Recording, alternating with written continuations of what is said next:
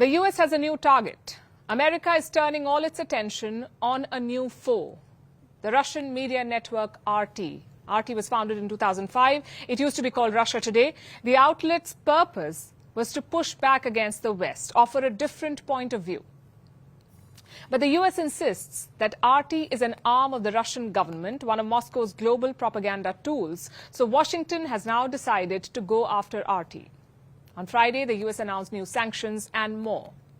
In addition to imposing sanctions, visa restrictions, and other measures, the State Department also designated the Russian state-funded and directed media company, Rossiya Segodnya, and 5 of its subsidiaries, including RT, under the Foreign Missions Act.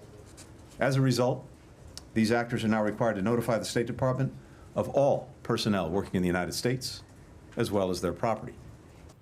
So America will now be tracking RT journalists, keeping tabs on their property.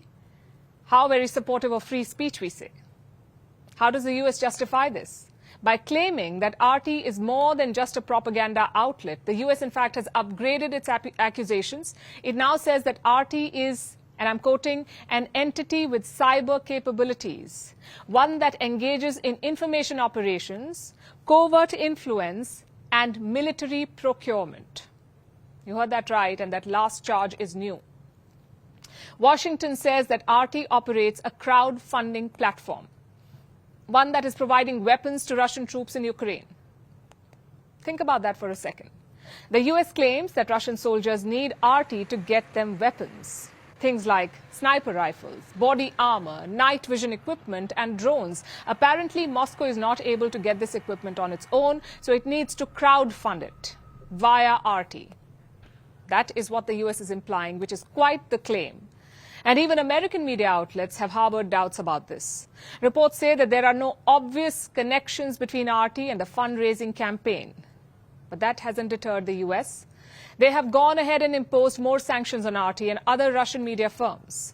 Moscow has taken a dim view of all of this. Russia's foreign ministry spokesperson mocked the Americans. She said there should be a new profession in the US, a specialist in sanctions imposed on Russia, so that Washington does not repeatedly target entities that are already sanctioned, like RT.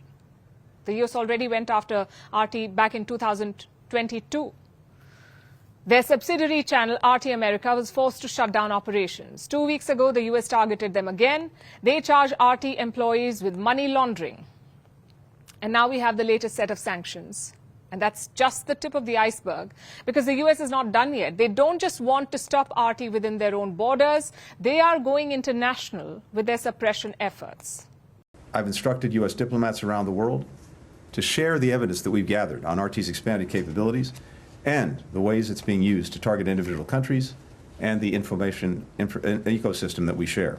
Now, each government, of course, is going to decide how it responds to this threat. Blinken sounds almost docile there, doesn't he? He says the US will just share evidence and countries can decide what to do about it. But then you get reports like this. Apparently, the US wants India to ban RT. They want New Delhi to revoke the accreditations of RT journalists. Officials from the US Embassy have held talks with India's External Affairs Ministry, and they're urging action.